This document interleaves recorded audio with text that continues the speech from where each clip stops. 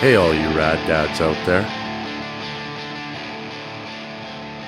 I normally prepare for everything, right? Yeah, So when you're on the other side of it, it's a little bit easier. Just show up. it's a nice change, when I'm the one getting asked the questions. It's kind of cool. I enjoy it. Yeah, no, that's great. Well, I'll maybe before we kind of get started, maybe I'll just give you a bit of a heads up. I don't know how much you would have seen if you looked on our social media and stuff about kind of what Rad Dads is. Okay. So we actually started. So it's Rad Dads Edmonton chapter. So it's kind of a local thing. We're not a charity, at least not yet, or nonprofit or whatever. Just kind of a grassroots organization that just the whole idea is just to get dads out doing stuff with their kids. That's it. Yeah. And so it kind of started with just kind of some small events or whatever. Usually we put on events that are centered around things that we like to do as dads. So, a lot of us are into punk rock or metal or skateboarding or whatever. So we kind of do a lot of stuff around those things. And, then just make them family friendly. So we've had some all ager ragers where you can bring your like 2 and 3 year olds and, with proper ear protection and, have a punk show with your kids there. We've done throughout the pandemic, we've done some weekly skate nights at a skate park that's local here. And you just come out and skate and that's it. Just stuff to get people together. And then most of our events, we raise a little bit of money for local charities or whatever. And then we started the podcast. It was started by the founder of Rad Dads Edmonton. His name's Christian. Started the podcast a couple of years ago just to kind of interview dads who we are inspired by and kind of get their perspectives on parenthood. And it's been kind of interesting, right? Because what we found out, and I think is not really surprising, is that we all kind of are going through the same stuff, right? So the challenges you have are the same as the challenges I'm having, and despite very different sort of circumstances. So Well, it's kind of cool because I've found a home with that Punk Rock Dads Facebook group for the podcast. The podcast since I started it has been growing, but it seems like since I've hooked up on that group, it's gone way, way up. And I've realized that a lot of my target listenership are like me, like guys in their late 30s, early 40s that have kids and they love punk rock. And it's kind of like it's like a time machine, because I can go back, and I didn't know that I would connect as well with everybody, but that's how it's been. And I get emails and voicemails and stuff from people all the time, and they're around my same age and my same sort of circumstances. And when I started the podcast, I didn't think that would be the thing, but that's kind of slowly my show has become the show for the punk rock dad. And I really like that because that's what I am, Yeah, no, I agree. I think maybe it's something, I think it might be something about podcasting too. Like I find, I don't know. So when do you listen to podcasts? I listen to them like mowing the lawn, like doing laundry, driving,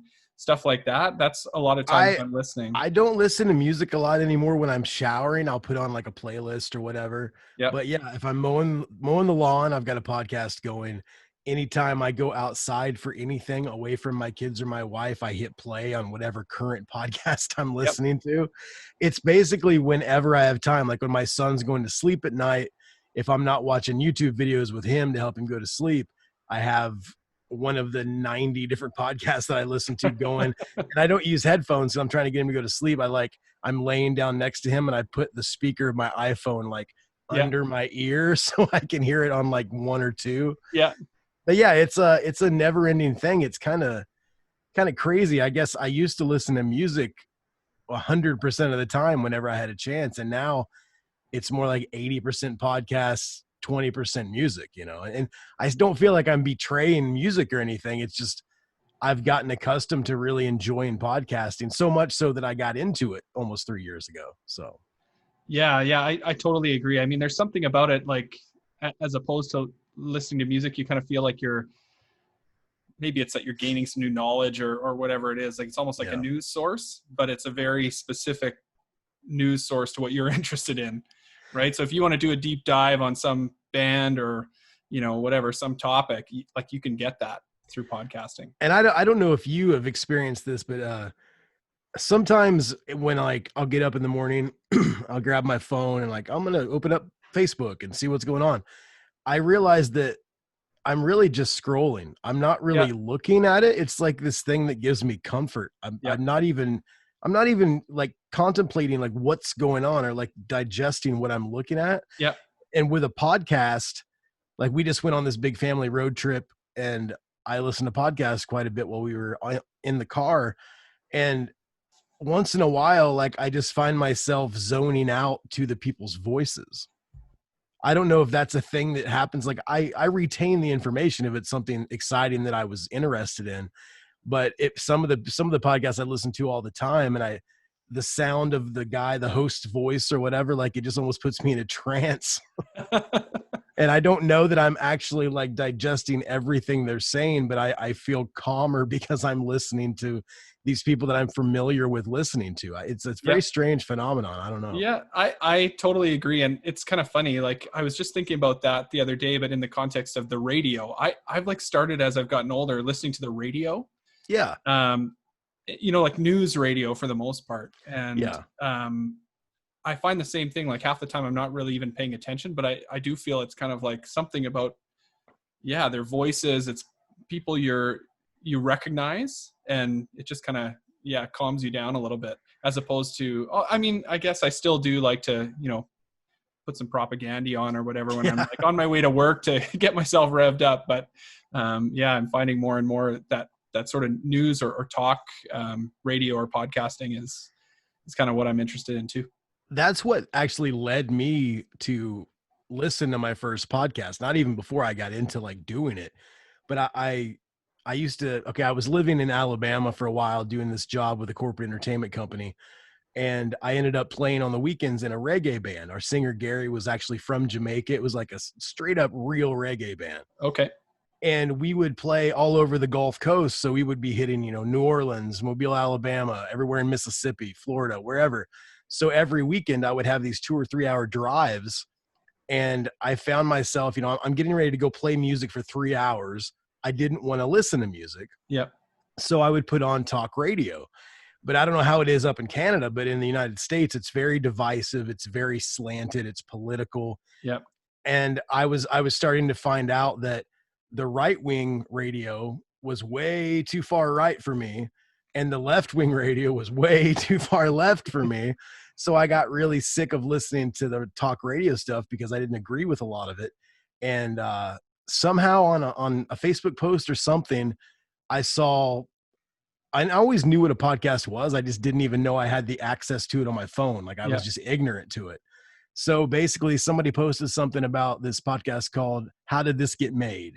Yeah. It's a comedy podcast where like Jason Mantzoukas and Paul Scheer, they talk about dumb movies, and it's hilarious. It's really cool. Yeah. So I actually Googled, this is like 4 or 5 years ago. I Googled, how do you listen to a podcast?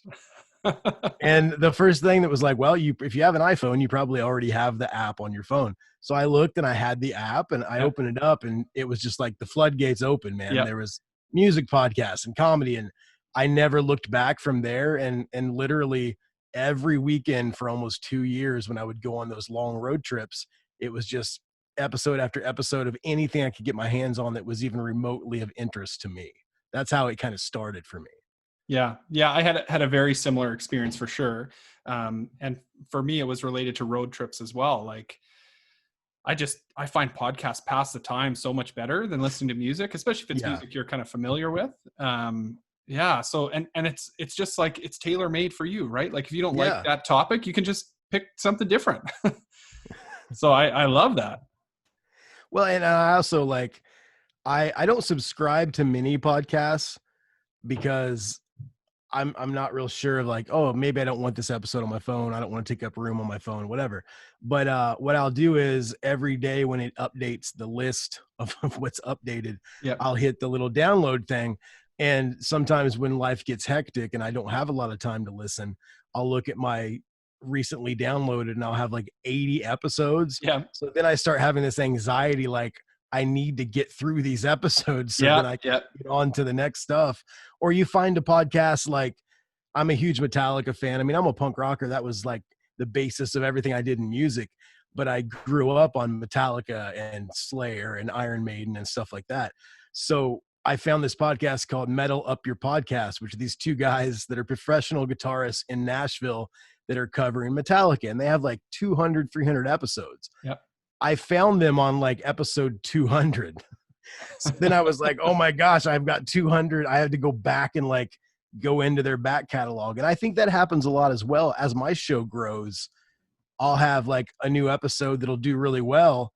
And normally after that, it would fall off a bit.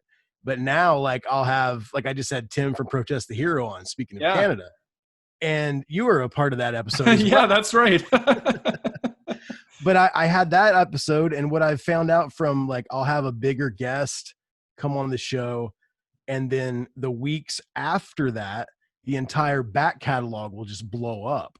So I think as a podcaster, you want the show to grow, and yes, you want these new people to come on board, but if they come on board for one episode and then bail, it's not really a thing. You want them to come and enjoy the rest of it and check it out. And what I find is people will come for a certain guest and then they'll check out stuff. And if they enjoy the show, they enjoy me as a host or whatever, they end up checking out episodes of people they don't even know.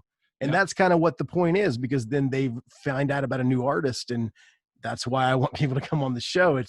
It's cool to do deep dives and just, preach to the choir. But if I had a guy on one of my favorite bands that not a lot of people know about, is this band called Paper Arms. They're from Australia.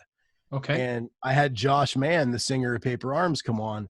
And a lot of people were like, I listened to it and I didn't even know who they were. And I downloaded all their stuff and I love them now. And that's the point. Like, I can have Jim from Pennywise on, but that's not really going to do much because everybody knows everything there is to know about Pennywise. But when you have the smaller guys on that I really care about and they speak to me, it's really cool to see that feedback that people that love the show because of Jim from Pennywise and because of Lars from Rancid, they'll listen to Josh's episode, and then Paper Arms have this whole new group of people that like him in the States, which they never even toured here. Right.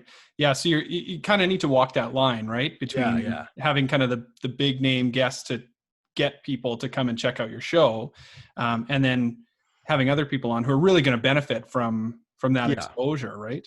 And one thing that I try to do, and I mean, I'm not reinventing the wheel or anything, believe me, but I feel like, I don't make $1 million from this show. It's still a labor of love for doing it.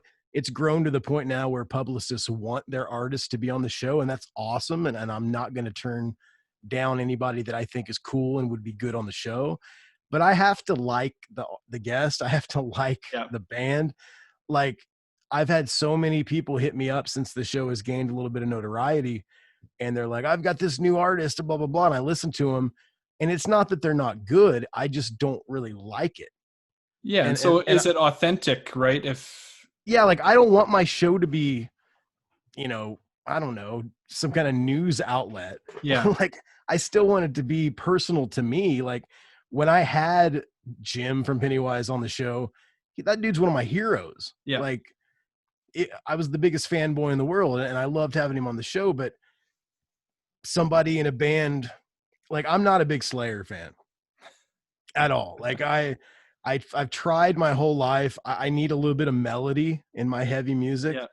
And, if some publicist hit me up and said, hey, Kerry King wants to come on your show, it's a 50-50 thing, man, because they don't need me, and I don't want to act like I'm interested in Kerry King from Slayer. I mean, and a lot of people out there are probably laughing at that and think that that's really stupid.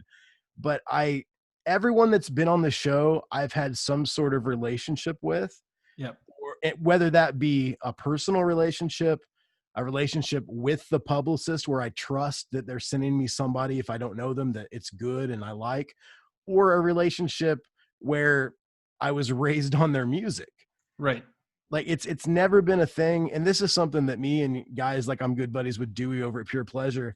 Like, we don't just want anybody on the show. And I hate the fact that sounds like elitist, but I think that makes sense, right? Like, as a listener, you can hear and you can feel when there's that kind of that relationship there and that sort of spark. Not to mention you have some story, some history to kind of like bring into the conversation. You're not just starting from zero. So there's that too, right? But as a listener, you can feel that when there's that kind of connection there, whether it's through knowing their music really well, or it's a personal connection. I mean, you kind of feel that as a listener. So I think that totally makes sense. I mean, when I started this podcast, I didn't really think anybody would care. I literally I really loved Shane from Silverstein's podcast, Lead Singer Syndrome. Yep. I love Dewey's show, Pure Pleasure. Yep. And those are two guys that kind of helped me out. I asked them when I was starting, like, what do I need to do? Like, how do I do this? Do I just, how do you guys get guests? Is it just people you know? Like I was totally ignorant to all of it. And Shane and Dewey helped me out and gave me some pointers. And I don't know. With my show, people have told me that they feel like they get to know me through the guests as well. And I really like that, because there has been nobody on the show that I wouldn't listen to their music, or I didn't already listen to their music, So, I mean, and there's been, of course, people like to make the joke that I'm a fanboy. And I mean, I retort back to them. I'm like, okay, so I had Lars from Rancid on. You're telling me that if you had somebody on your podcast that you've listened to since you were 14 years old, that you wouldn't be a fanboy? This is my one chance to sit and talk with Lars for an hour.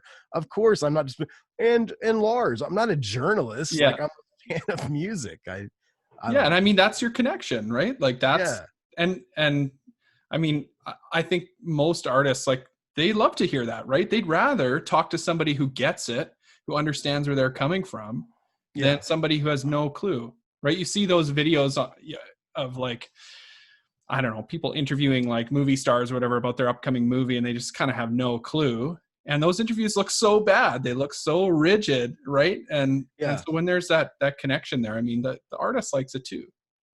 Well, and I've had a couple guys on the show that have never done a podcast before. And when I was trying to sell it to them, because they were people, I won't name any names, but there's some rather, well-known musicians that have been on my show that had never done it before. And when I was trying to, sell it to them, I was like, listen, it's easy. I'm going to let you talk about yourself for an hour. Yep. And then you're going to go eat dinner. Like it's we're just talking. Yeah. Cause so many, even though podcasting is a huge thing, people are still they don't know about it. Like, I've had so many people, I remember when I went down. Okay. So my ex bass player from the Ataris, Brian, and his fiance, they work for Baroness. Brian is their monitor guy, and his fiance, Victoria, is their tour manager. So I hit them up and I said, hey, you guys are coming to Indianapolis. I really want to talk to someone in Baroness. I don't care who it is. Just tell me who I can talk to. And they said, well, you have to go through management, because they're with Q Prime, which is the same management that does Metallica. It's a big deal, you know? So I hit up Q Prime, and they were cool with it. And I just remember talking to this girl at this woman at Q Prime, and she's like, we're going to let you talk to Seb, their drummer. How much time do you need? And I said, well, most of the podcasts are over an hour. And she's like, well, we can give you 10 minutes. And I was like, well, no, it's not going to work. It's not me sitting in a room asking about the new record. I'm going to ask about the new record, but it's a conversation. Yeah. And after I explained it to her, she said, well, we'll give you 25 minutes. And I said, okay. And I got Seb to talk for an hour and a half. Yeah. So I've realized that if you do the in-person stuff, or even you're doing the Zoom stuff or whatever, if you get them having a good time and they feel like it's not some stupid interview they have to do, right, the publicist isn't there. Right. They'll just talk and talk and talk and talk and talk. And I've had a lot of luck with that. I just had Frank Turner on. Right. And that the day that I was doing the interview with Frank Turner, he had 18 interviews, and I was smack dab in the middle. And so he was like, dude, I've only got X amount of time. And we got about 30, 35 minutes in, and he goes, hey man, before we go any further, I've got an interview coming up in 5 minutes. And then he talked for another 20. Yeah. And he told me that he was having so much fun, he wanted to come back. And I didn't know Frank prior. I got that through a publicist. And I've talked to Frank since then, and he wants to come back. And he told me that he had a blast on my show, and it just felt like two guys catching up. And that's what I want it to feel like. Yeah, no, that's awesome. And like I said, I mean, you can feel that, right? Like that's when there's that chemistry there, you can feel that. It's the same about listening to a band with that chemistry, right? You Yeah. feel that come through on the record, and it's not something tangible that you can really describe. It's just people are having a good time.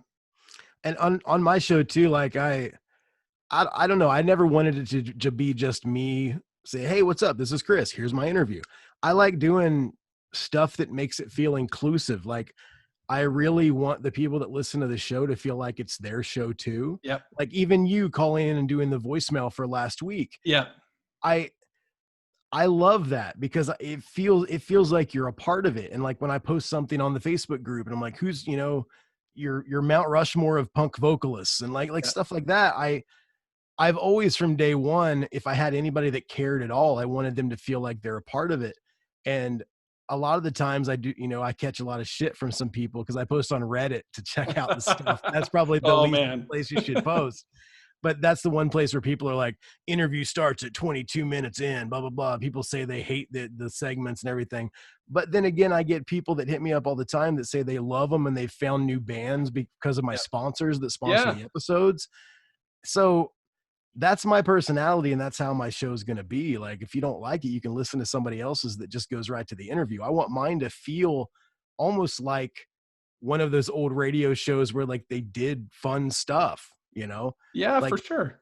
They come to the show to listen to the artist, but maybe they'll learn something, or maybe, I don't know. It's just, I want it to be more of a thing and not just, here's an interview I did with somebody, Well, and I think that's how, I mean, regardless of kind of how people feel about it, the listeners are an important part, right? Without the listeners, I mean, sure, it's a labor of love and it's like, it's fun to do, but if nobody's listening, there's got to be something missing. So, like, I think when the listeners are engaged, that's what's fun. And as a listener of your podcast, I mean, that's what I love about it too. Like, man, you post the episode and then you're on Facebook kind of chatting about it. And then if there's questions or, people want to know stuff, you can kind of, like interact and then it does feel like your show. It's like, oh man, he is listening to my feedback. Right. Well, and that's the thing, like, not naming any names, but there are guys that I know that do podcasts that kind of deal that off to somebody else. Like, so-and-so runs the Facebook and so-and-so runs the Instagram. It's like, man, until I have like 8 million people on my Instagram, there's no reason that I can't write back to everybody. There's no reason that I can't do it myself. Why would I pay somebody when I'm not even making money on the podcast? Right. I mean, people all the time, I don't know. There's a thing like fake it till you make it or whatever. Like, man, I want to talk to the people. It blows my mind that people even give a shit. Like, I understand coming and listening to whatever guest I have, but like when my dog passed away last month, I had people emailing me and calling me and saying stuff like they care about me. And that makes me feel like I'm a part of a community. And so, like, when I missed a week of the podcast when I was on vacation. It was the first week that I'd missed in almost 2 years. I felt very weird not doing it. And I had people hitting me up going, where's the new episode? Where's the new episode? Like, that makes me feel like I am a part of something. It's almost like a family. And like you calling in and doing like, hey, what album changed your life or this or that? Or when did you meet somebody that was on the show? Every week I sit before I do everything and I'm like, what can I do this week to get people involved? Yep. I kind of related a little bit to, I'm not the hugest Jimmy Fallon fan, but I tend to watch his show quite a bit. Yep. And I really have always liked the fact that he's very like viewer content related. Yep. Like he does the hashtags on the Twitter stuff. He does like, there's always something that brings the people that like his show into the show. So then they feel like they're a part of it. There's a lot of podcasts I listen to that do nothing like that. And I love it, but I don't feel as invested. Right. Yeah. If you miss the next 5 episodes of that podcast, you might not care. And that's fine. Right. I'm the same way. Some podcasts I'll listen to every 5th or 10th or whatever episode because I know the quality is going to be good. I know the content is going to be good, but I'm not as invested in the community or in that, podcaster. But the ones like yours, and there's a few other ones as well that I listen to. I mean, I like that engagement you get. And, you know, I think that's a kind of a special part of the experience, right? Is listening to it and feeling like not someone is just talking to you, but it's kind of your buddy talking to you, you know, your friend kind of, you know, sharing a new band that they love or whatever. It carries more weight than just some stranger. Well, and one thing that I always do too, and I've gotten a lot of guests this way, like every couple months I'll do a post on Instagram, like, who should I have on the show? Make sure to tag them in the comments. Yeah. And some people are like, Pete Wentz. I'm like, Pete's probably not going to be on my show. Maybe. I mean, it's not like he's out of reach, but he doesn't need to be on my show. Right. But like, I've gotten a lot, and I've actually found out about a lot of bands that I wasn't really familiar with. And a lot of, like, Scott Radinsky from Poli. Yeah. Like, I've been a Poli fan my whole life, and I love the whole idea that not only is he in a punk band and he's a singer, but he's in professional baseball and like this whole thing. And when I did that probably last year sometime, 20 people said Scott Radinsky, and they tagged Poli in it. And like 3 days later, I got an email from Scott going, "Hey, when are we doing this podcast?" Like, and that blew my mind, because I didn't even know how to get a hold of him. He didn't have a publicist or anything. Like, it was just all from Facebook and Instagram. And even like, what was it? I just got done doing an interview with Ben Gillies from Silverchair, which I'm a huge Silverchair fan. And he's kind of making the rounds right now. Like, he did Dewey's show. He's done a couple other shows, but he told me he would do my show like a year ago, but it just never happened until his new record comes out, of course, because he's trying to promote. Right. But the way that all happened is that I posted a comment on something he put on Instagram. He liked it. And then all these people that listen to my show hit him up and said, "Dude, do his show, do his show." Yeah, do his show. And so finally he did my show. And like, it's not that special because he did a lot of shows, but he said mine was at the top of the list because of all the people bugging him to do my show. Yeah. Yeah. So it's cool to have, it's almost like a team, you know, like I get to talk to people that I grew up listening to, and I have the most fun in the world sitting in my little studio and just, you know, I have my 2 pages of notes and all my stuff, because I prepare like crazy. Some people just, it's a natural conversation. Like, man, I gotta, if there's a lull in the conversation, I go crazy. So it has to flow correctly, but I want it to be like, you know, I know what's going on. If someone's on the show that I don't know a lot about, I'll sit for 3 hours on the internet and write down as much as I can. So I want to know about their career, and I want to lead them in the way that they would need to talk about it. So there's probably 8 or 9 hours worth of work in each episode. Wow. Yeah. And a lot of people tell me I'm crazy, but I want it to sound good. I want the content to be worth something. Yeah. And I care so much about this podcast, and to have people out there that listen, that kind of, I feel like they're on the team with me. That's the best thing in the world, man. I could not do this, and there would be no way I could do this if not for people that check this out, because they're the coolest people in the world, like yourself, man. Being a part of it, it helps me. It makes it feel, I don't know. I don't want it to feel like some fake thing. Like, right. And I'm not saying I listen to fake podcasts. I mean, I'm sure they're out there, but I want this to be, if you like punk rock or any kind of underground music, I want you to be able to feel like this is like your home, man. Like, just hang out with me for an hour. That's it, you know? Yeah. And that is what it feels like, for sure. And yeah, I mean, that's why I'm so excited to kind of be talking to you today and have you on the Rad Dad show. I don't know how long we've been talking now. We kind of got down a rabbit hole of well, yeah, that's the thing. Like, I always, on my show, I don't know if people really know how it works, but so the first thing I do when they come on is I say, "Okay, so we're recording." I get a little check on their voice. Yeah. I'm like, you know, do a promo for your show. So they go, "Hey, this is so-and-so, and you're listening to That One Time on Tour." And then I'm like, "Okay, well, when you're ready, I'll do my little fake intro and we'll go." Yeah. And if you listen to the episodes, normally we've talked for like 20 minutes before I start.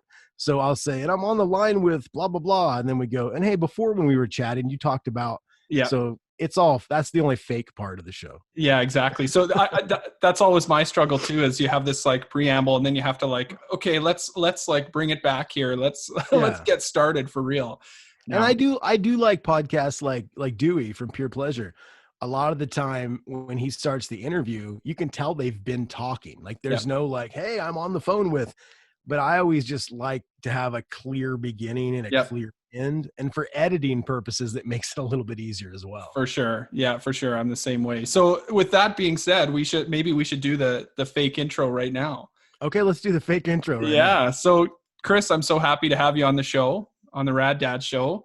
I'm here with CHRIS SWINNEY from many things. So that One Time on Tour podcast, the Ataris, and you've got lots of other things going on. I follow you on social media. So a new music studio. So maybe tell us a little bit about that and how people might know you. Okay, well, I am almost 42 years old. I'm getting up there. I've been playing music my entire life. I started playing guitar when I was like 7, and I studied it in high school and college. And music theory has been my life. It's my biggest thing in the world. You might know me from the podcast. That One Time on Tour, I started about 3 years ago. I have punk rock musicians and metal guys and hardcore ska, whatever, all the underground stuff's on my show. I also have played in many, many bands. I was in a band called Brazil, which was on Fearless Records. Yep. I played bass for a while in a band called Underminded, which was on Kung Fu Records. I was in probably the biggest thing that I did. I was the lead guitarist, backing vocals for the Ataris for a while. And that sounds impressive until you go to Wikipedia and you find out that I was like the 5th guitarist and there was like 10 after me. Because that's one thing people say all the time, like, oh, this guy's using the Ataris name to get people to listen to his show. I'm like, yeah, I am. And the 15 other guitarists would probably do the same thing. Yeah. Well, you were in the Ataris for quite a while though, right? Like you were in for like 5 years or something? I was in there for a few years. I mean, like it was a pretty big part of my life. And like, I've always known Chris Rowe, the singer, like we're from opposite towns. Like you could drive 10 minutes from my town and that's where he's from. Yeah. And my early bands, I was in a band called Chronic Chaos from high school. Like that was my first band. Yeah. We opened for the Ataris and there was just always kind of this through line. Like we always had this connection. And he was coming back to Indiana from living in California, and the Ataris were kind of on this downswing and he didn't really have a band. And at that point, I was in a band called the Widow Jenkins with my buddy Joel, who used to be in Emory. Okay. We were more of like a metal kind of thing. I talked Joel into, when he quit Emory or got kicked out or whatever, I talked him into moving to Indiana to be my sister's roommate so we could start a band. Oh, nice. And we got the band going, and we had a showcase with Victory Records. And the day before we were supposed to go to Chicago for Victory, our singer quit. Oh, no.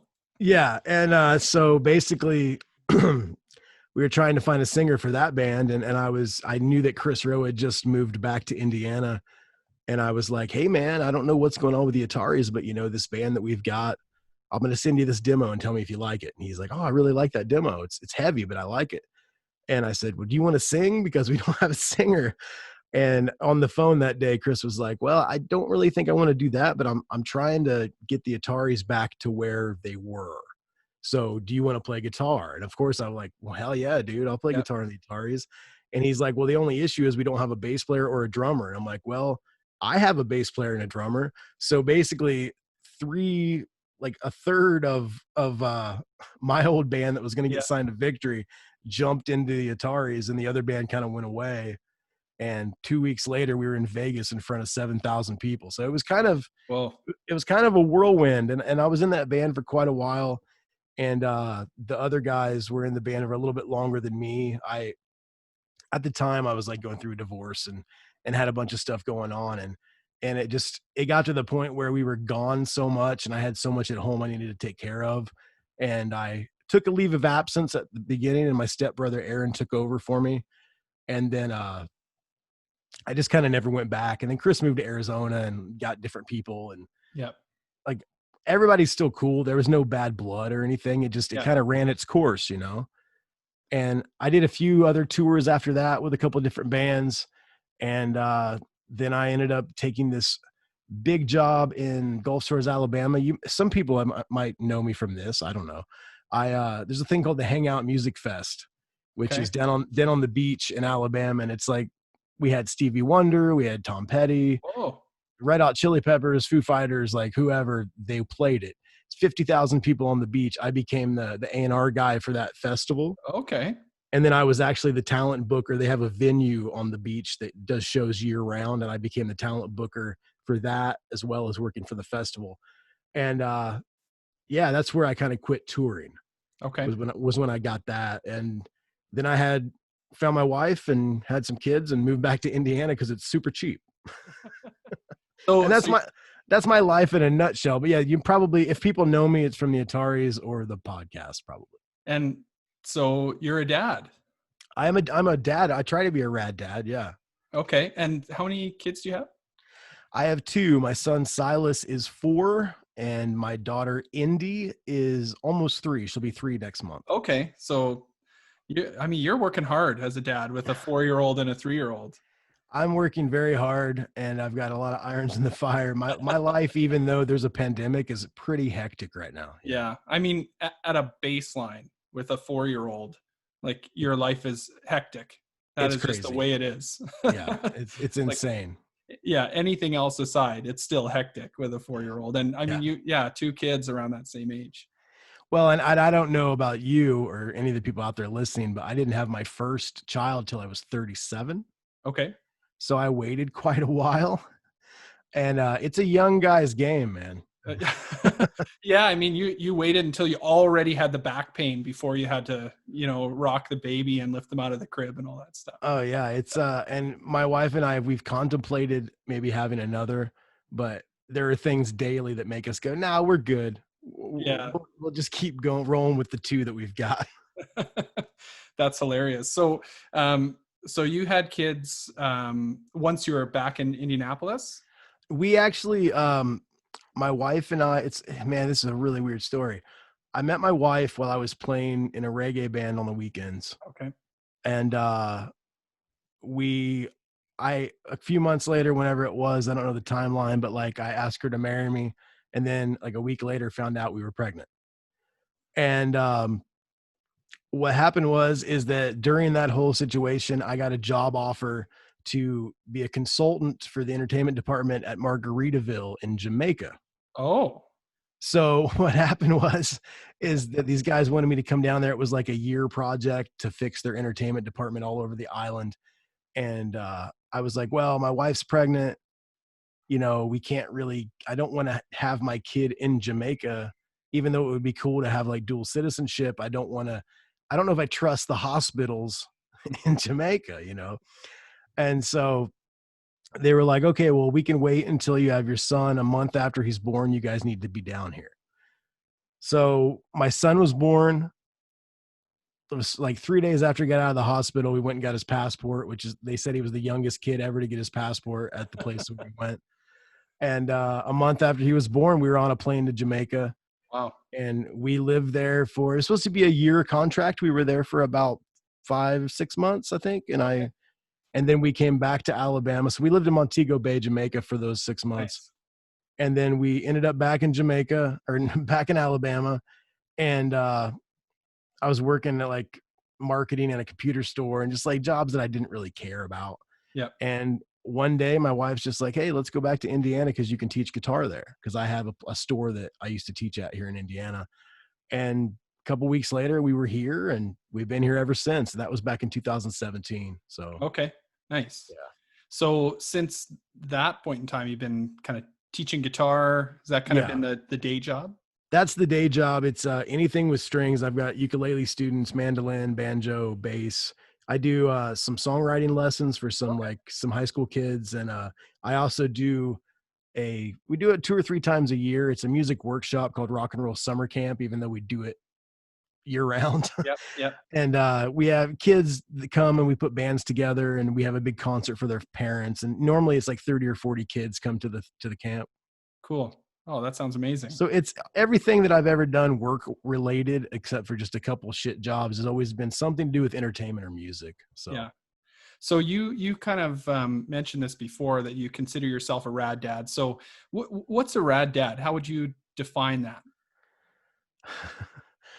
I think I mean, this is how I feel, and I don't know if people of every generation feel this way, but I still feel like I'm 17. Like I don't feel like I have a 17-year-old's health. But I still feel like, I like the same bands. I still kind of dress the same as I did in high school. Like when my kid says shit or something, I laugh. If my first response is to laugh and not go, don't say that. Like I should tell him not to say those words. But I feel like maybe a rad dad is someone that has the responsibility and they take it seriously, and they are a father first and foremost, but they also like to have fun and cut up and remember what it was like to be young and not be such a hard ass like a lot of people that I see with their kids.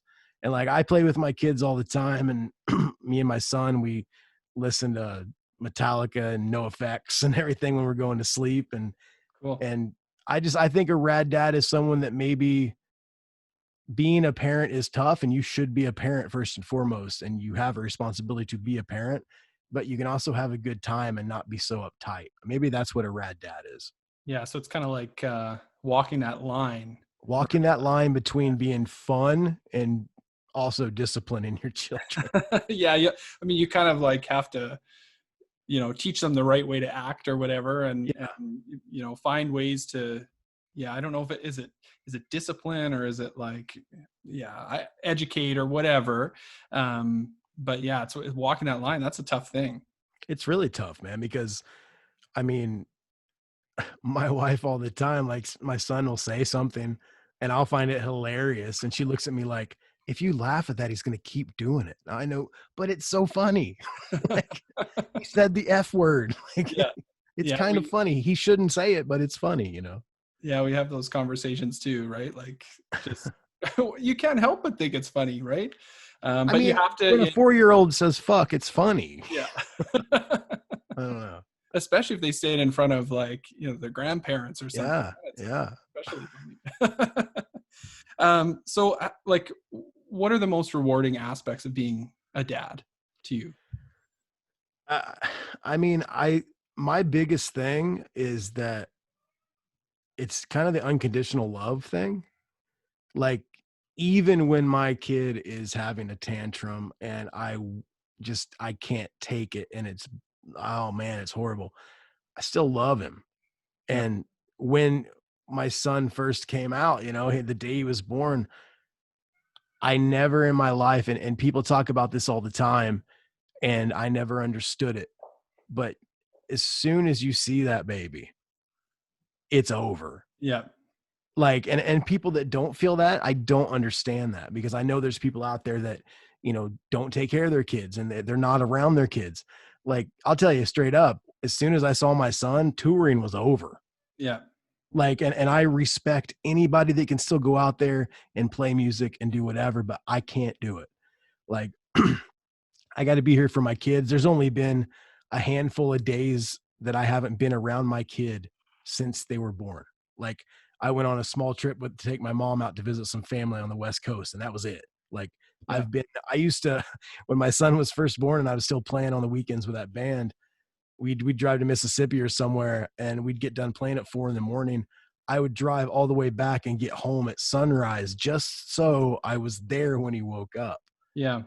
Like, the most rewarding thing to me is just having these little things that you created that you love more than your own self, and seeing them grow up and seeing their personalities forming and things that they get into. Like, my son really likes trap music. Okay. I let him listen to NoFX and Metallica and Alice in Chains and whatever, and he loves all that, but we'll be in the car and something will come on that's like a trap song, because sometimes we just let a playlist go or whatever, and he loves it and he picks up on stuff. Like, he also really loves Old Town Road, which I think everybody in the world, even if you don't like it, you kind of like it.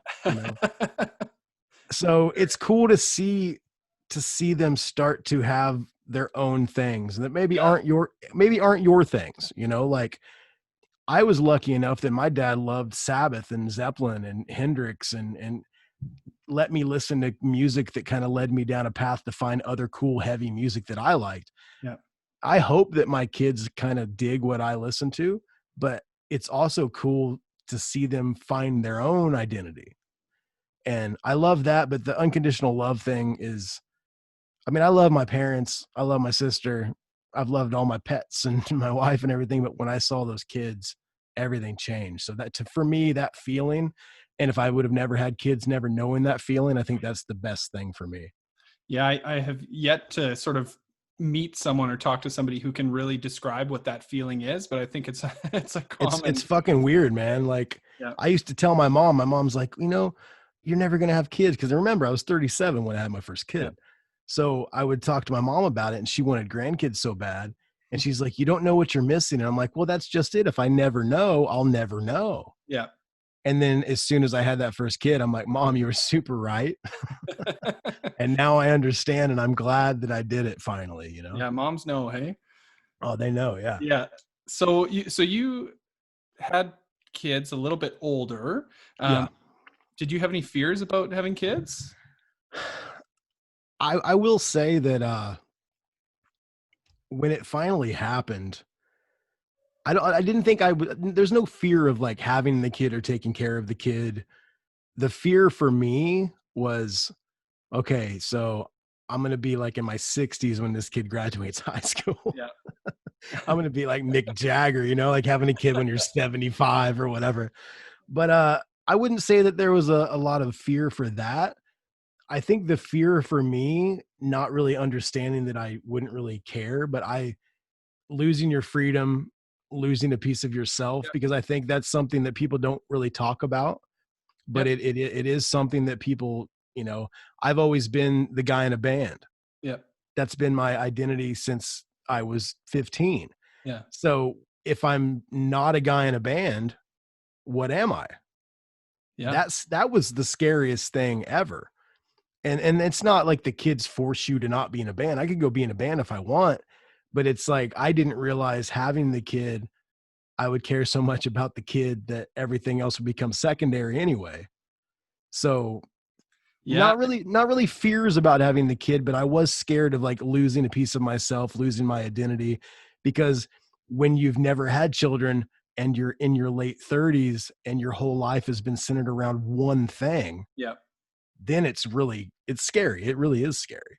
And I think, losing your identity, I think that's, everybody sort of worries about that. And, everybody's a little bit different in terms of how much of their identity potentially they're sort of, losing or worried about losing, right? For you, I mean, it sounds like you kind of viewed, kind of touring life as incompatible. And some people can make it work, obviously, but in their way. But for you, it was incompatible. So how do you view yourself now moving forward, right? Like as a person. So for sure, you're going to worry about that. Lots of people do, right? Maybe they partied a lot, or whatever it is, and they don't want to give that up. So that's a struggle, I think, for not just dads, but all parents, about like, who am I now that I'm a parent? Like, am I cool anymore? Like, that's a question I like to joke with my wife about, like, am I not cool anymore now that I have a kid? Like, I tell you, man, we've talked about, I was 37, so I'm older. Even though I was freaked out about losing my identity and everything, I'm also a person that I like taking chances, and 9 times out of 10, they work out. Bands that I've been in that put out records, people liked it. Like 9 times out of 10, if I like just throw caution to the wind and do something, it works. And like my stepdad makes fun of me all the time. He's like, if you want something to be good, let Chris touch it. He's got the Midas touch, blah, blah, blah.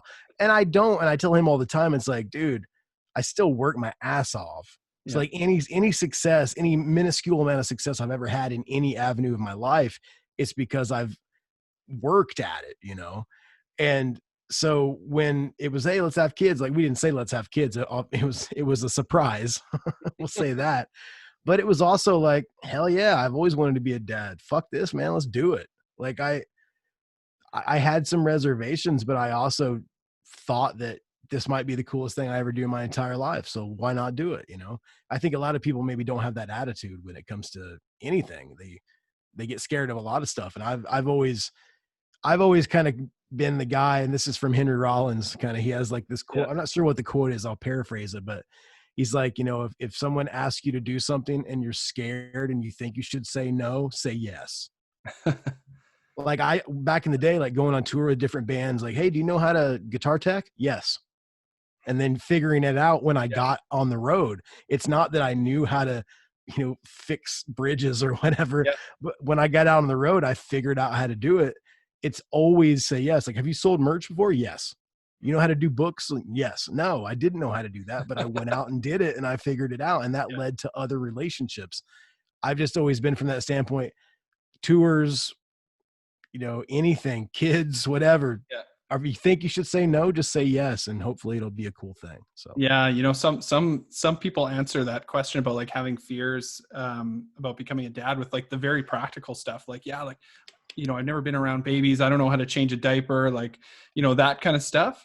And like you're kind of describing to me that like, that didn't really matter. Like I can figure that out. I was like, man, if I can rewire an EMG pickup on my guitar with a soldering iron and no skill whatsoever or knowledge, I can change a diaper. Yeah. Like that stuff practical stuff like that, I knew I could figure it out. So that didn't even enter the picture.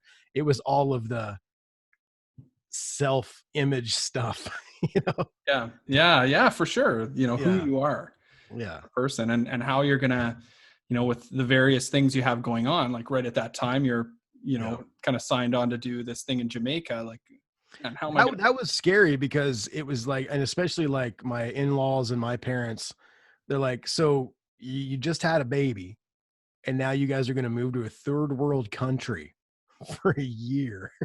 And I'm like, oh yeah, it'll be totally cool. And my mom's like, you know, why are you doing this? I'm like, because they asked me and I was scared. So I said, yes. That's the only thing. Yeah. Not even a gut. It's like, if my gut says you shouldn't do it, I normally do it. Yeah. So I guess I want to get back to that a little bit. Like, what was that like raising a newborn in another country? Like, you know, regardless of it being, I mean, Jamaica's a cool place, right? Very unique.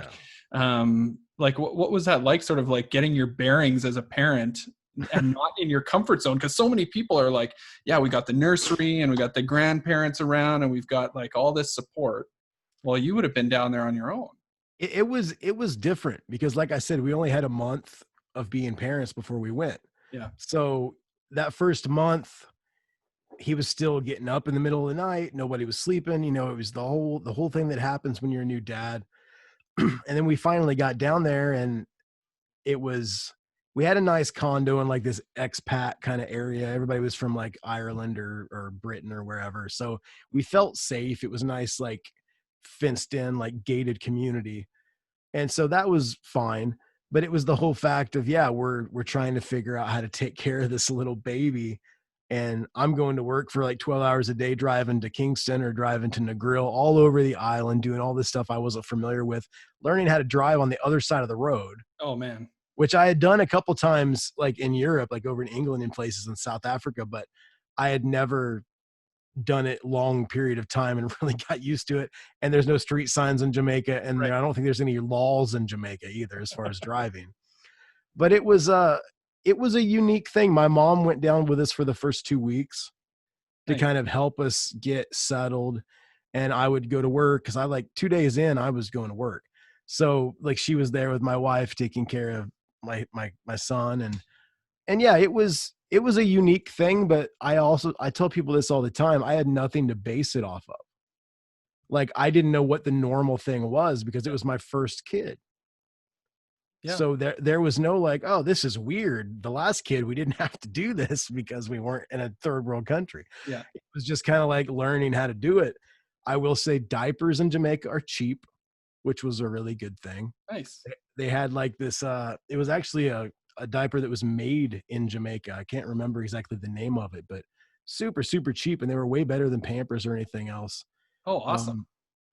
It was a unique experience, to say the least. We would, one of the things that I really remember is that they kind of have these rolling blackouts down there because it's an island. Like, even if it's not storming, like sometimes the power just goes out for 8 hours. Okay. And of course, not at the resorts because they have generators. Because if you pay them a bunch of money Right. to go there on vacation, you don't want to have no power. But where we lived on the grid, sometimes you just lose power. And so I remember because it was so hot, we would take Silas and go out to my car that they gave me like a little Nissan like van or whatever. And we would go out there and we would listen to the Beatles and like turn the air conditioning on and sit there for like 5 hours till the power came back on. Nice. And just stuff like that. Like it was the same as being anywhere. Like we bathed him and fed him, and I found he was on formula. He was a formula fed baby. So that was the weird thing. We had to actually go to a couple different stores to find the formula that he needed. Yeah. It was like from the States, like a kind that he was used to, because you don't want to give a baby like 8 different kinds of formula. They'll get sick or whatever. Yeah, so for sure. So that was kind of a unique experience going to different grocery stores and like, hey, do you have this? And they're like, no. But other than that, it was fairly normal, I would think. I mean, I don't know. We tell him now, we're like, hey, when you were a baby, you lived in Jamaica. And he was telling my mom the other day, he's like, I lived in George Jamaica. He calls it George Jamaica. So that's hilarious. Yeah. So you guys kind of had unique experience, right? When your son was born. You've talked a little bit now, touched on it a couple times about like the influence of your parents on you. And so I want to ask specifically about your dad. You mentioned he, probably was a source of influence in terms of what kind of music you got into, right? So can you tell me a little bit about your relationship with your dad and maybe how that's affected you as a parent as well? Yeah, my dad, well, first off, my dad, back in 2005, my dad was in a car accident and we lost my dad. But no, it's been a long time. And thank you very much. I appreciate that. He was my best friend. That's where I think whenever I hear Rad Dad, I think a lot about my dad. Yeah. Because, I don't know, my dad almost ruined me with confidence because my dad would say, if you've got an idea, do it. Like, if, just go do it. If you've got an idea, nobody's going to do it for you. He kind of preached that DIY thing without even knowing that that's what he was doing. Yep. And my dad in high school was a state ranked catcher for his baseball team. Okay. And he even on his senior year, he even had like scouts from the Cubs and different farm teams coming out and watching him play his senior year. And he had this opportunity when he was going to college that he could play like full ride baseball scholarship or full ride band scholarship. And he chose to do band instead of baseball. Wow. He was a tenor saxophone player. Okay. And he ended up even becoming the drum major for the Indiana State University marching band. Like no way. Big deal in music, not like playing mute, like rock and stuff, but like really, really good musician in his own right, but very like classically taught like band stuff, Yep. And my dad always told me, he's like, if you've got an idea or you've got an opportunity, you need to just do it. Because he said, I could have been, playing for the Cubs, but instead I'm a quality engineer at a rubber factory. He worked at a place where they made like weather stripping for cars. Okay. And he did well for himself, but he always kind of had that regret that it scared him to try the baseball route. Yep. So he went for the easier route where he still got to go to college, but it was for band instead of sports. And I think that always kind of bugged him, that he thought he had a chance to maybe do something bigger. And so he kind of ruined me, because he would even tell me stuff like, step on other people before they step on you. You're the best person in the world. Do they know who you are? Like he would do this stuff that was kind of funny, but it was also kind of, I think, like fucking me up a little bit. And I don't know, he was so supportive of anything. Like I remember I started my first band in high school, that band Chronic Chaos that I talked about. We went and saw Metallica when I was probably like 14 or 15. And my dad's like, what are those amps on the stage that have like the diamond cut? Like they look like chrome. I said, oh, those are Mesa Boogies. And he's like, okay, cool. And for my, like the next year for my birthday, like he got me one of those amps. No way. And he was like, if they're the best, Metallica uses them, my son's going to use them. And I wasn't even good. I didn't know what I was doing, man. I was still a new guitar player, really. Yep. But he always did that kind of stuff. And from influencing me with his music, I in turn kind of influenced him, because when I got into punk rock, like my dad started kind of digging it. We'd be in the car and he'd be listening to it. Yep. And I remember my dad came home one day and he had like the new Pennywise, whatever the record was. I think it was Full Circle back in like 96 or 97. And I was like, dude, why did you buy this? He's like, it's awesome. You let me listen to their other album the other day in the car. So like he was pretty cool. He got into a lot of the same stuff that I was into. He never, if I had some crazy idea, he'd let me do it. Yeah. Like the first time my band went on tour, it was like the summer after junior year or whatever. We had these shows booked up in Vermont, and I had no idea how we were going to get there. We didn't have a vehicle or anything. We had 2 months to figure it out. Yeah. And I told my dad, and my dad's like, well, that's the same like weekend around the time your mom and I are having our anniversary. He goes, why don't we just get your grandma's van and we'll go up there and say it's an anniversary trip.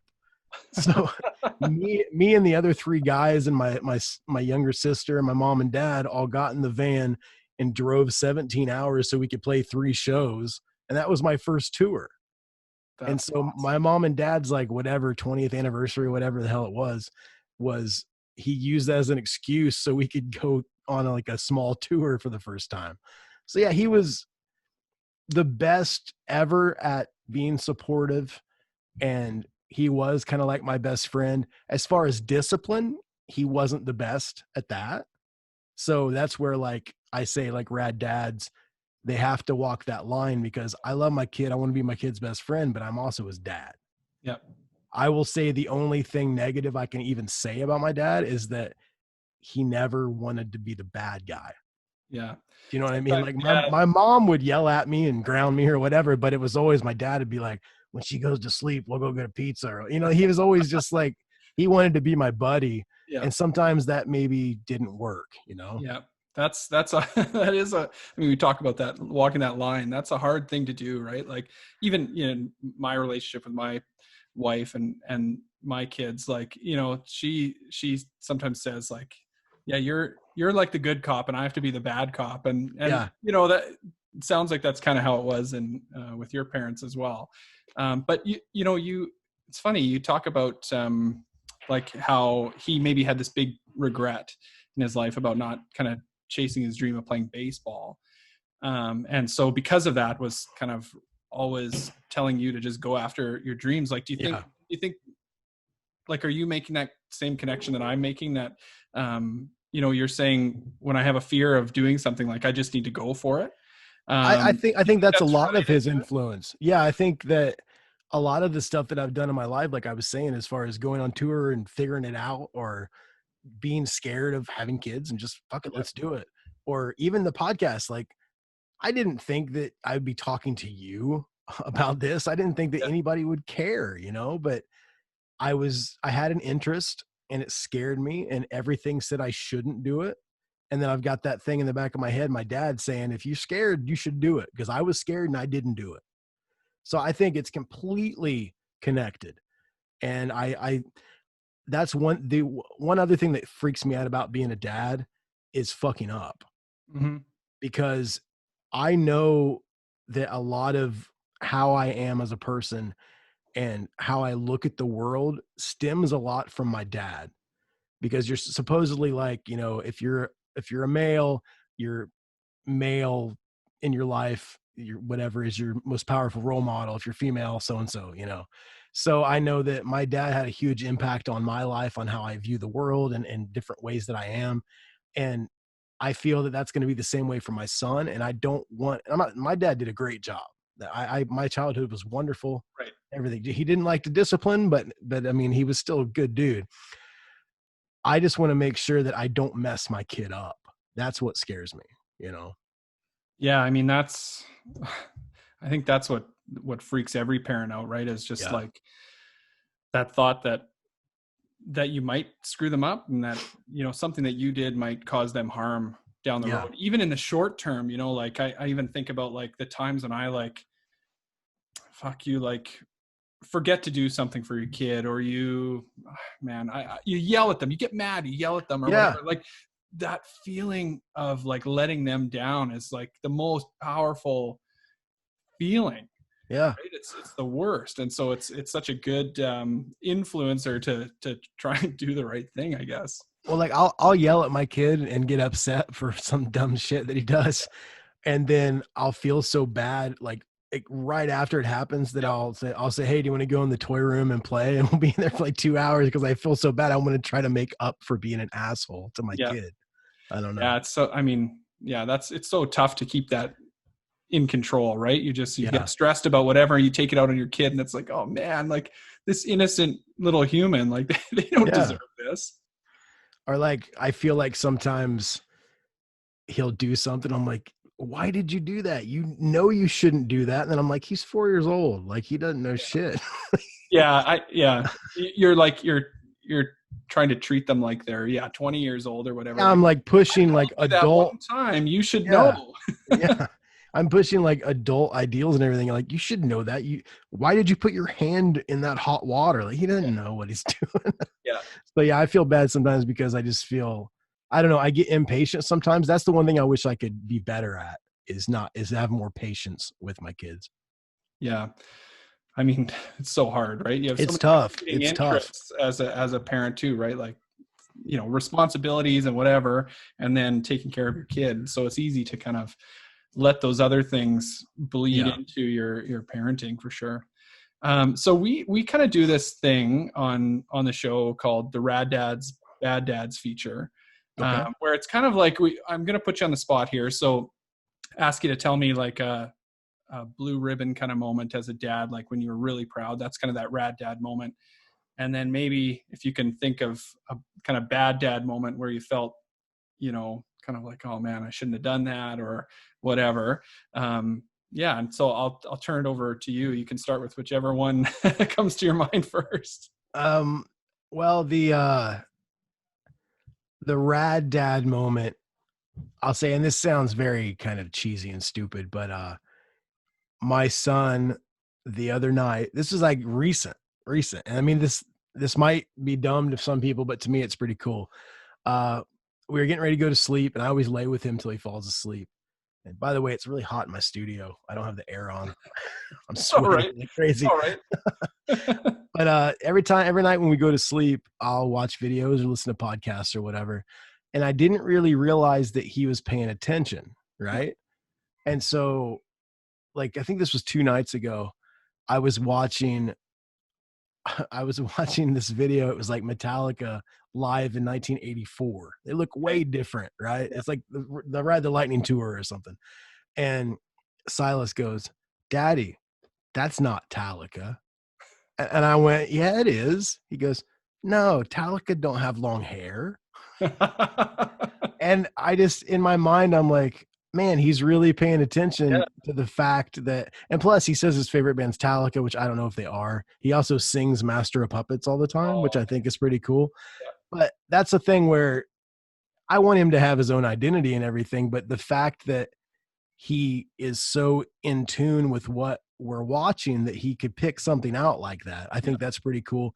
And another thing, I guess the bigger picture of that whole music thing with my kids is that they love to sing with me. I'll get the guitar out, and like we have our own like punk rock version of the ABC song. And we have like, I wrote a song for my daughter that's all about her walking around the city and all this stuff. And they understand timing and melody better than I did when I was 15. And I don't know where that comes from. I don't know if it's some DNA thing of people in the family that are musical. I have no idea. But like my kids can sing scales. Like I've taught them how to sing scales. My son is 4 and knows how to play 4 chords on the guitar. Like, really?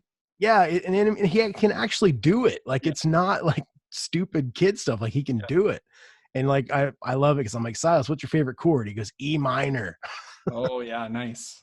So it's stuff like that. It's almost just like, I people say this all the time, like, oh, my kids are the smartest kids in the world. And 9 times out of 10, that's bullshit. And my kids, at least in certain areas like music or timing or whatever, they know their stuff. And like, it's not through me teaching. It's almost like they just get it. Like my daughter, she's not even 3 yet. And when she sings certain songs, like the ABC song or or whatever, like she hits the different notes and like can tell the melody. That's a pretty cool thing. So I feel very proud of that, whether I had anything to do with it or not.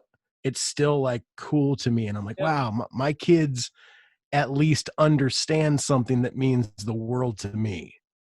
So that would be the rad dad thing, I guess. Yeah. They, I mean, it's like you talked about your son, like kind of picking up on Metallica without kind of being told, like, this is what they look like now. This is, an old shot of Metallica.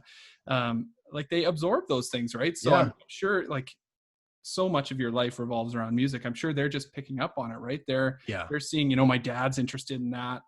I'm kind of interested in it, right? I think that's how they first start to figure things out, right? And so, those moments when like they kind of independently, like without being asked, they can sort of show back to you that they're interested in something that you're interested in. It does feel really good, right? Even though you don't want to be that parent that's like, because I like this thing, you have to like it. But I mean, if they're going to learn about music, I'm kind of the same way. I'd rather them start to learn about Ramones than learn about, whatever else. I mean, it's always there though. And I don't know if women have it. I mean, this isn't like a sexist thing, but when you're a guy, I mean, and you have a son or even a daughter, so I guess it doesn't matter gender wise. I'm just like, oh, they like the thing that I like. And you get excited. But I also, if they like something I don't like, I'm excited as well. But there is that little like, oh, it's mini me, and I don't know why that is. And I know that sometimes that's not the healthiest way to be. But when my kid tells his grandma that his favorite band is Metallica and he's 4 years old, he's not just like saying it because I told him to. Like he actually knows who they are. That's a really cool thing. I mean, it's an interesting kind of thing to see them, like I said, grow up and find what they like, and you can influence it, but hopefully they'll still find their own stuff too. Yeah. I mean, again, it's walking that line, right? Of like, trying to show them cool stuff and expose them to things that you like in the world, but at the same time letting them have their individuality, right? Well, they get the best of both worlds at my house because I'm metal punk guy and my wife's like a hippie. So okay. Oh, nice. So they get the whole spectrum. Yeah. So how about a dad fail moment? Any that come to mind? The biggest thing for me, I would think it goes back to the patience thing, which I know a lot of people kind of struggle with this. Like sometimes I yell pretty loudly. I wouldn't say that. I mean, I'm not a guy that's going to like beat my kids or anything. I'm not like that. I love my kids, but sometimes I get stressed because of life and the kids are being crazy little monsters. And I yell a little bit too much when I should probably be like, I was just watching this thing the other day and this guy was trying to explain to you better ways of parenting. Not that I was like searching it out. It was on Facebook or whatever. And he was like, if your kid is being crazy, don't just yell shut up 8 times at your kid. Like take your kid and go, I understand that you are energetic today. But daddy has to work or like kind of try to not reason with them, but try to almost get down on their level and speak with them that way, be more calm about it. And there's no like certain instance. I just know that with a lot of the stuff that I've got going on in my life, work related or otherwise, and being in such close quarters, like we have a decent sized house, but like right now I can hear my kids yelling and screaming in the other room. It's just sometimes I get a little bit crazy and I yell a little bit too much. And I really would like to try to change that, Yeah. I feel you on that one. It's one of those things like for me, I like, you'll get frustrated, you yell or you say something. And then you like try and imagine through their eyes what that looks like. And you're just like, oh my God, like how could I have done that? Not to mention you don't want them to respond to stress that way either, right? You kind of want to model that to them. But everybody, they reach their breaking point and they'll yell, they get stressed. Those things happen.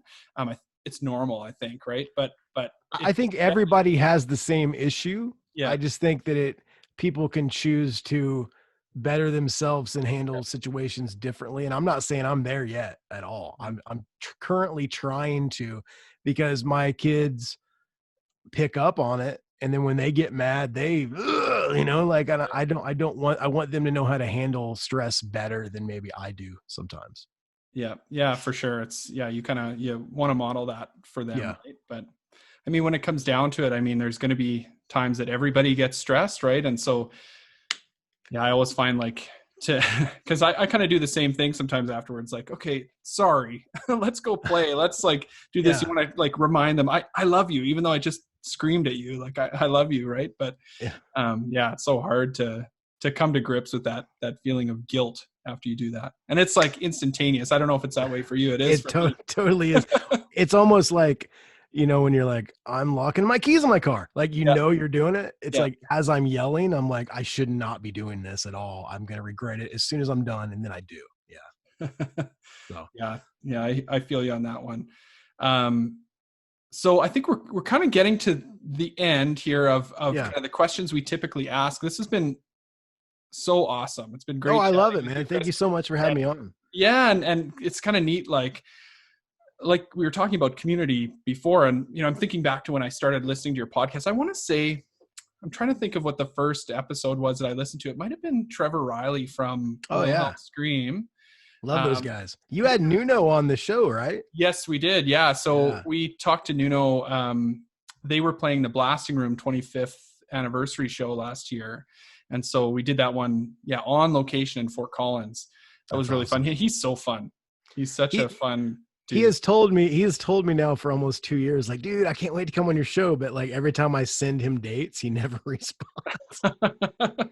He's a good dude. Like, I know he's going to come on the show, but it's always like, hey man, are you ready yet? And he's like, oh, I don't know. And it just never. So at some point he'll be on the show. But yes, Trevor was on the show. I had a blast with Trevor. He's a great guy. Yeah. I love that band so much. Me too. And all those guys are awesome. So it's been awesome sort of like listening to your podcast and then kind of getting to communicate with you online. And like, we're both in that Punk Rock Dads group, and then both talking about podcasting, and it's kind of neat to kind of see that come full circle here. And I appreciate you taking the time to come on the show and share your experience of fatherhood.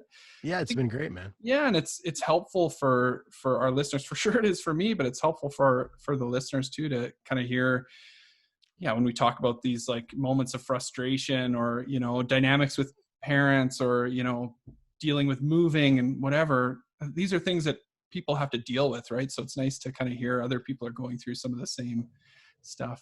I just always like when something stresses me out with being a dad, I always think, and it usually makes me feel better. I always think, man, there are people out there having way worse issues than what I'm dealing with right now, even if it's a really bad issue. Like my daughter, she was born with a cleft palate. Like her lip is fine, but the palate, like the soft and a little partially hard, like up there, didn't form all the way. And when she was about, I'm going to say it's been about almost 2 years now, we had the surgery to repair it. And that was the toughest thing that I've ever, when they took her from my wife and I, and they walked her away, she didn't understand what was going on. And like, she had an amazing doctor, an amazing team around her, a cleft team, and they did a great job. And she's had no ill effects at all since it happened. And she's completely awesome now. And there was nothing that ever happened. It just took like 6 weeks to heal up and everything. But that whole time when that was happening, I just remember like sitting there like a couple of times crying, cause it's your little girl and she's so little and frail and they've got her and they're cutting on her. Like it was so scary. But I also remember sitting there thinking, this is a surgery that's going to enhance her life. Mm-hmm. She doesn't have cancer. She doesn't, like people out there are dealing with stuff, so much more stuff than what I was dealing with. And that actually made me feel better about the situation. But I don't know if it's ever happened to you. Hopefully it never does. But whenever your child has to have some sort of thing like that, it is literally the scariest thing that's ever happened to me in my entire life. And I don't wish that on anybody. But on the opposite end, like I said, as bad as that was, I still was like, get over it, because there's people out there dealing with insanely worse problems than what you're dealing with. So that has always kind of helped me out. Like no one's the first person that's dealt with their kid throwing shit at the wall or something. You know what I mean? Like everybody deals with it. And I think through the Punk Rock Dads Facebook group and through shows like this, it's helpful. You know, like I don't know how much my show helps. My show is kind of entertaining and you get to feel like you're a part of something and you get to listen to somebody that you love's music talk. Shows like this, I think, are very important because as much as, you know, we've talked about music and we've talked about growing up and everything, I think that sharing experiences about what it's like to be a dad so you don't feel alone. Because I know there have been times where I've felt very alone in things that have happened when I've been a dad, and it's nice to have that support and then also feel like a part of a community again. So thank you very much for having me on, and thank you very much for doing what you're doing, man. Well, yeah, thank you for saying that. I mean, I think that's a big part of you know, the show, but also kind of the Rad Dads kind of organization as a whole. I mean, I think unfortunately there's not a lot of support out there for dads, right?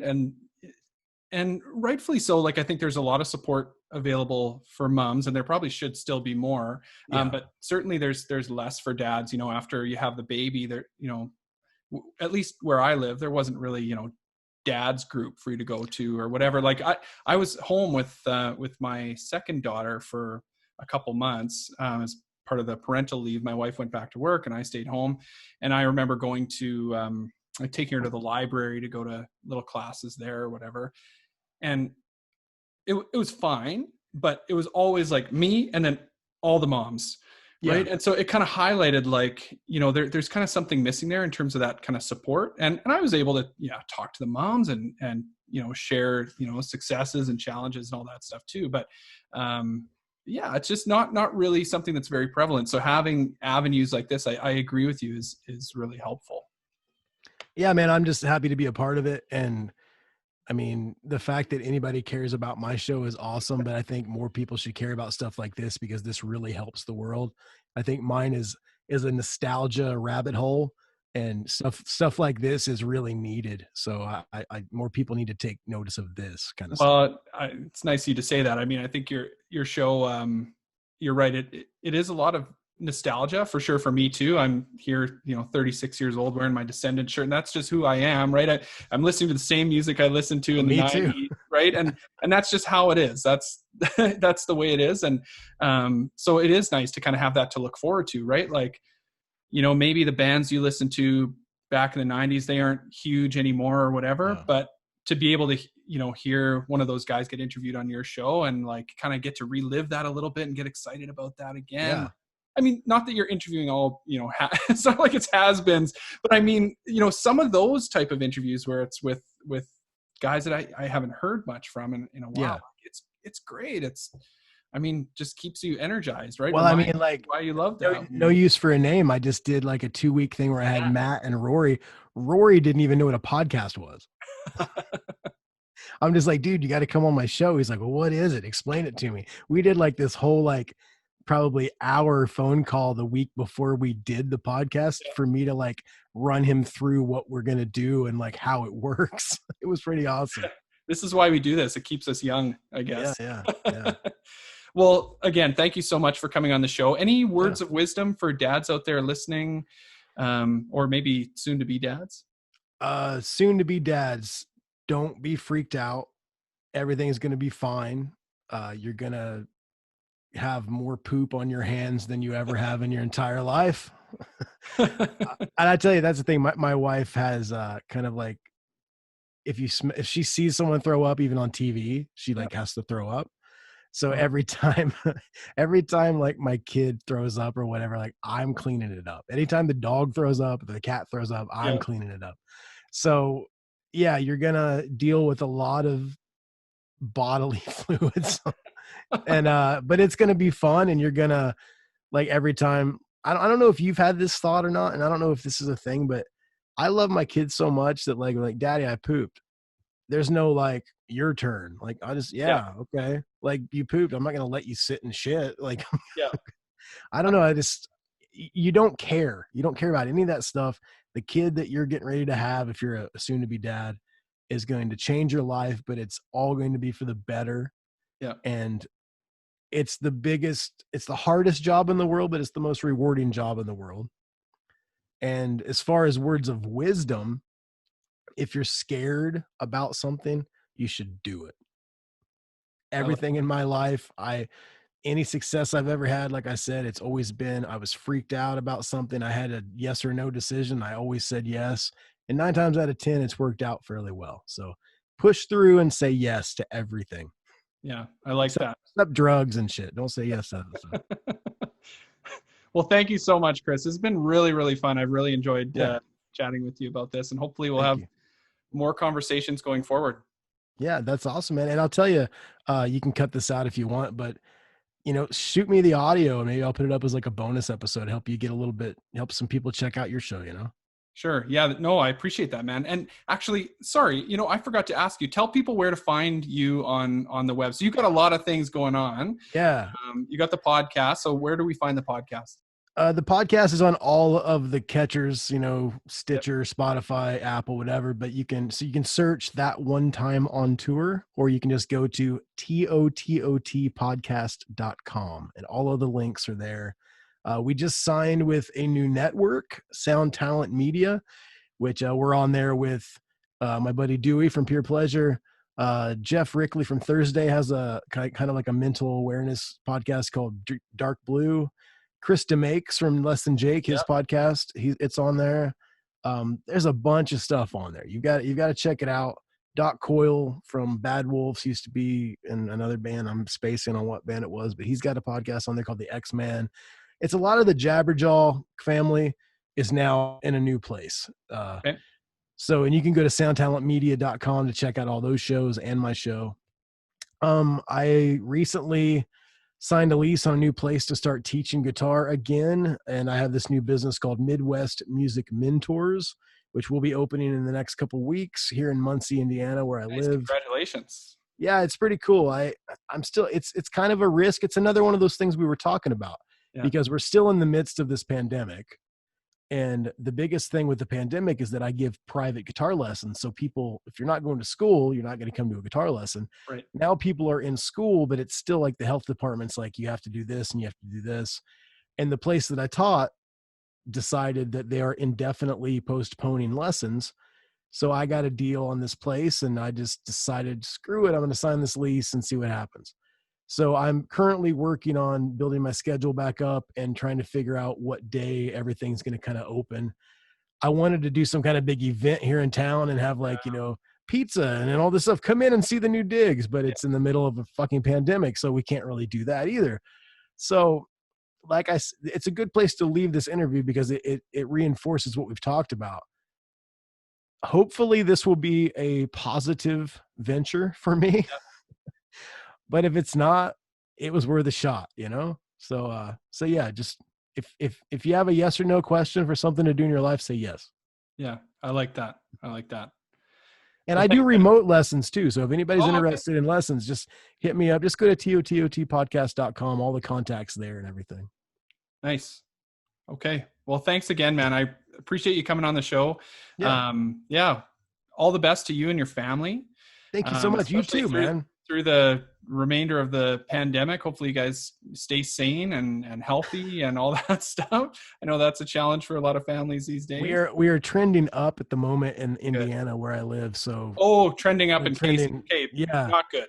Yeah, so I don't know. Like they've talked about lockdowns and stuff. I don't know what the answer is. I wear my mask wherever I go. I know that's become some political thing in the States. I think it's the most dumb thing in the world, but we got to get through this thing, and I'm hoping we can get back to normal. For one thing, I miss doing in-person interviews for the podcast, and that doesn't happen now. Yeah. So. Zoom is. I love Zoom. It's a good alternative, right? But it's not the same. Yeah. Yeah. Okay. Well, take care, man. Stay healthy, and we'll talk to you soon. Thanks again. Talk to you later, man. Bye. Okay.